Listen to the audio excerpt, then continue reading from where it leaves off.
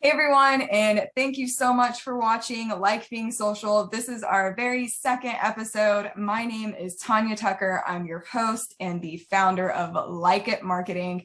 And today I have with me Sara Wright. She is the owner of Your Visual Storyteller, and today she's going to tell us her story, and she's going to give us a little bit of insight into the world of graphic design. So without further ado, I'm going to go ahead and hand it over to Sara. If you could, Sara, just tell me a little bit about you and how you got to where you are today. Sure. So I've always been kind of artsy. I'm originally from New England, actually. Grew up in Rhode Island. Wow. Was born in Massachusetts, so go Pats. Um, Moved to Central Florida about 14 years ago. Been in Lakeland ever since. My earliest memories, I've always loved to draw, play pretend, tell stories, even paint on the computer way back in the day where I had to like enter Oh, prompts and everything. about flashbacks. Yeah. But writing and drawing has always been an outlet for me, especially as I grew up in my teenage years. And then one day I discovered Photoshop and I downloaded it illegally Don't tell, and guys. play. Okay. I don't do that anymore. But but yeah, so and I just started to play with that, create graphics and stuff when I was younger. But then I had to start thinking about a career, and teaching made sense. I liked working with kids at the time, and I was in childcare. Um, and I worked preschool mostly, about 5 or 6 years old, or for 5 or 6 years. And my favorite thing to do with them was arts and crafts. And it's just a constant thread throughout my life is just always wanting to do things creatively, you Yeah, know? being a creative person, I love that. Yeah. So the last position I had was a preschool teacher, and that was fun. And I was working at a nonprofit at the time, and it was a homeless shelter, Oh, and they had a preschool for the homeless mothers, and I worked there. But then I ended up moving into a marketing position at this nonprofit and kind of switched some my career gears because I really started to enjoy it. Really pushed me out of my comfort zone. I'm a bit of an introvert, right. an outgoing introvert when I I have get to that. be. I get that. Yeah. Yeah. You have to be in marketing, right? Yeah, you have to be. Yeah. And it was challenging, but I had to tap back into my graphic design skills in this position because I was creating their web graphics, I was creating their newsletters, I was creating flyers, everything I had to do for them Wow. creatively. Just I was a one person communication slash marketing slash design Wear many hats, right? yeah department, Yeah. and which is tends to be the thing with nonprofits. Oh, yeah. But so I decided to go back to school for a communications degree. But I took it was Art 101 class at a local college, and that's when I realized, no, I like the design aspect of things, and that's where and when I decided that I was going to make that my career. So I completed my degree in May of 2020 last year when everything was shut down. Wow, congratulations. Thank you. It was a very interesting final semester. Yeah, what a Um, time to graduate in, right? yeah, exactly. Um, so officially, I've been a graphic designer and name and title for about a year at my current job, which is a local workers' compensation insurance company based here in Lakeland, and I work in their marketing department. So while I haven't been a graphic designer necessarily in name, I'm dabbling in it for, well, pretty much do it for 9 years. So it's crazy that I've been doing it for nearly a decade of my life so far, in one way or another. Yeah. And then about 2 years ago is when I decided to start my own business, graphic design business called Your Visual Storyteller. I was just starting to get little clients here and there, and they were like, pretty good clients, and I felt like I need to be more professional than what I was, and that's what motivated me to, get my name official and create invoices and things like that, which is what prompted me to actually name my company. Yeah, which I But love the name, by the way. I think that's thank awesome. you, You're thank you. welcome. It stems basically from what I was explaining, like from my youth. I've always tell stories, whether visually, whether through the written word. I used to love to tell stories to my younger sister when she was when we were little. It's just something that I've always enjoyed doing. And it just made sense to name my business that, because I still tell stories just visually in different ways. And but yeah, no, that's how I came to be. Absolutely. Well, thank you for sharing that. Can you tell me, I guess, speaking of graphic design, why you feel graphic design is important for business? Well, content is everything, as Yeah. everybody in marketing knows. No matter what the business is. I mean, working in work comp insurance, I mean, I'm learning something new every day, and it's not exactly the easiest thing to understand. Same. But you can create stories, create visuals for people to help them understand difficult concepts better. Yeah. And people are visual. So capturing their attention is important, especially in this day and age where they're just constantly getting bombarded with different messages as they scroll through their feed, and they don't really know what to look at anymore. So the power of graphic design, is capturing that attention, whatever the medium is, whether it's through print or digital or video. It's important to get to the point quickly, so you don't lose your audience.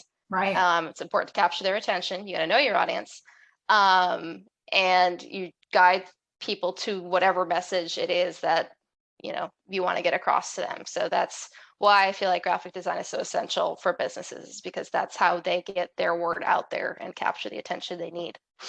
Absolutely, absolutely. And so if you were to try to capture the attention on social media, so if you were creating a social media post graphic, where would you start to grab the attention of people?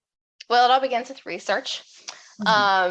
Before I put pen to paper or my mouse to screen, it's important that I know who my client is, what industry they are, their brand guidelines, their voice, what the message is that they want to get across, purpose basically of the graphic or whatever it is that I'm creating is, and of course the audience that we're speaking to. All the elements have to come together to speak to a certain demographic that they're wanting to speak to. They're going to use different forms and typefaces and colors possibly to capture the vision that you want, as well as the channel wherever this is going to live, whether it's on LinkedIn, whether it's on Facebook, whether it's on a video or in a flyer. You're going to be putting things together differently, so it's important to know before you get started what that is. And then I like to know who the competitors are, who I'm up against, what other messages are out there trying to say the same thing. And trends, of course, knowing what the trends are, because you want to know what people want to pay attention to. So what works and what doesn't work and what's in, essentially, is important. So that's usually how I begin my design processes, through research, which sounds kind of boring, but for me to have a starting point, I need to know what I'm doing. No, that makes sense. And I'm glad you mentioned that. I feel like a lot of people don't realize all of the research and like the psychology that goes into creating designs. It's definitely a lot more to it than people think. So I'm glad you mentioned a few of those points, like especially about looking up your competitors and seeing what they're doing. I think that's an awesome idea. Yeah, you're right. Everything has a purpose and a meaning. People don't realize it, just like you said, color psychology. People don't realize a certain color, like the color red, incites passion, and that's why certain businesses might use that, or food businesses, things like that. So it's just, there is a science behind it. There's a method to the madness of it all. Yeah, actually graphics for social media, that's my favorite part of the business, is getting to create those and doing like the brand consistency and things like that. But I know a lot of people are kind of overwhelmed by the idea of graphic design. So do you have any tips for beginners when it comes to graphic design? Yeah, it can be overwhelming, really, because of the field is constantly changing and it's constantly evolving. The tools itself are constantly evolving too. So no matter what field of design you're in, whether you're in illustration, whether it's graphic design, whether it's user interfaces or motion graphics, it's just important to keep your mind open and be open to learning.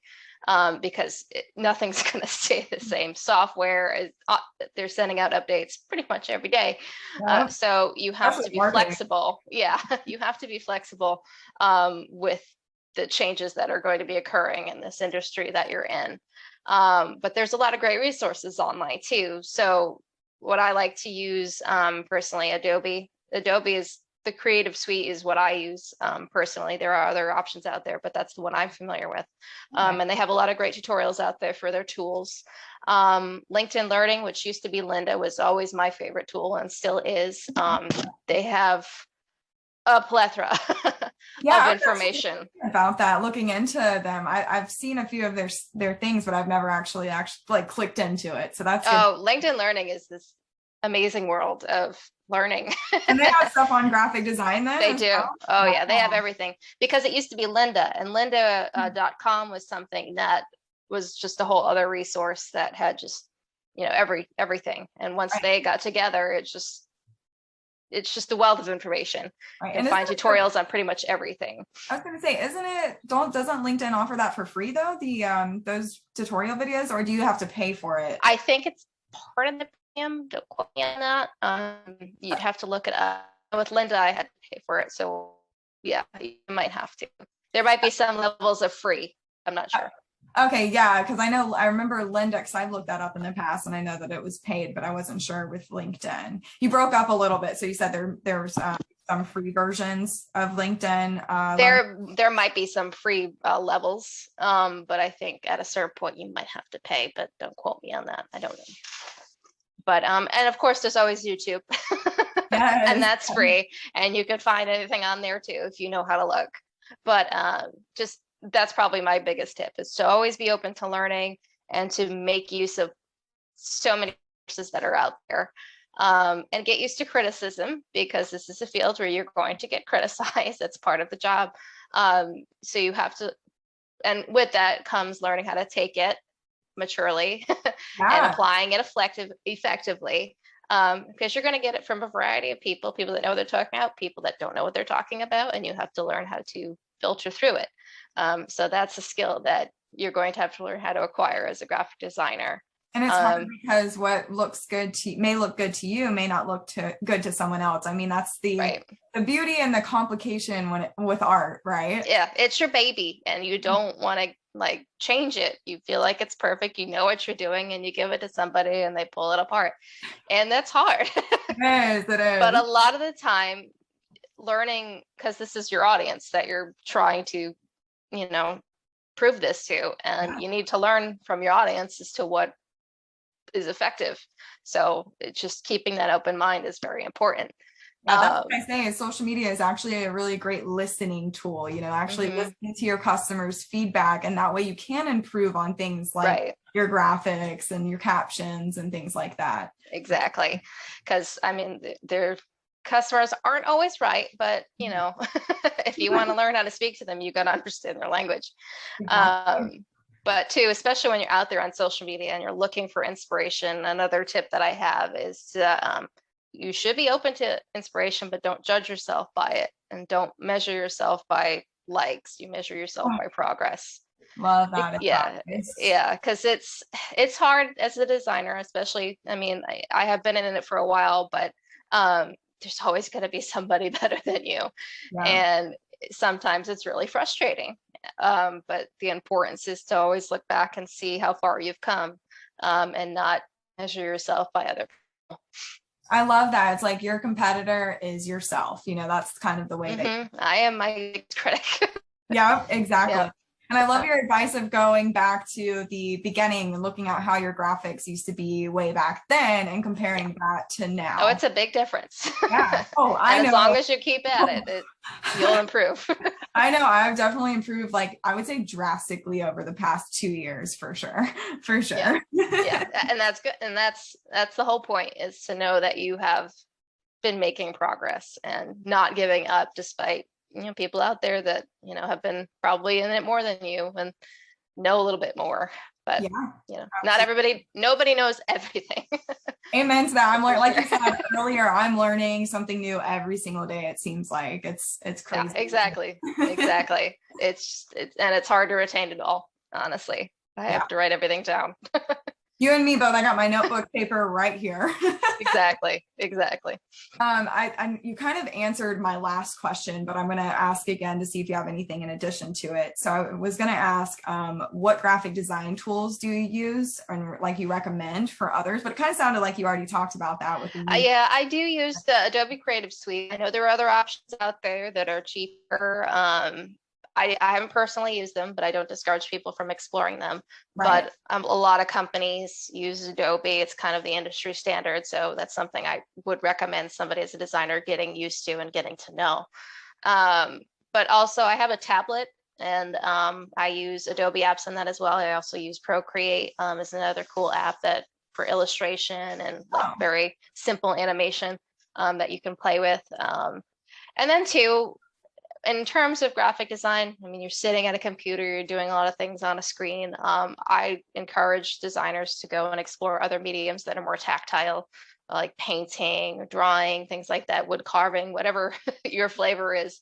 Mine constantly changes from day to day as to whatever I want to get into. One day it's painting, one day it's embroidery. It's constantly changing. But I feel like it's important that you kind of ground yourself and give yourself a wide range of experiences because it helps testing out the different mediums, what works here, what works there, what could possibly work somewhere else that you didn't think of. No, that's a pretty cool idea. I actually, I watched a video on someone who said he had his workspace was not only his computer, but he had another space where he could work with his hands. Yeah, mine's back there. Oh, really? Oh my gosh, that's so cool. I love that idea. I definitely want to get there at one point, you know. Yeah, it makes sense because it helps break up things too. When you get into a rut, especially staring at a screen all day, which I pretty much do for my job. For me to do my job, I have to use the computer. So you need to break that up because it's really not healthy. No, I totally agree. Normally I have my glasses on. I have like those blue light glasses to help like prevent headaches and eye strain and all of that. But yeah, exactly. So yeah, just make sure that you're taking breaks from the screen and exploring other things that could possibly give you an idea that nobody else has had. Absolutely. Well, thank you. This information was super helpful. I want to, before we get off of here, I just wanted to ask, like, if people wanted to find you, where can they find you? How can they contact you for some more advice and things like that? Well, the hub would be my website, yourvisualstoryteller.com. From there, you could find links to my social media accounts, Instagram, Facebook, my Etsy shop, if you're interested in that. But that's where you would need to go if you'd want to get a hold of me, see what I've done, and connect with me on social media. Awesome. Well, thank you so much. I really appreciate you being on the show. For those who are watching, you can also follow us, Like It Marketing, on social media as well. We're on Facebook, Instagram, LinkedIn. Our handle is at Like It Marketing LLC, and you can reach us on our website, www.likeitmarketing.com. Thank you so much, Sarah, for being here. I truly appreciate it. Thanks for having me. Absolutely.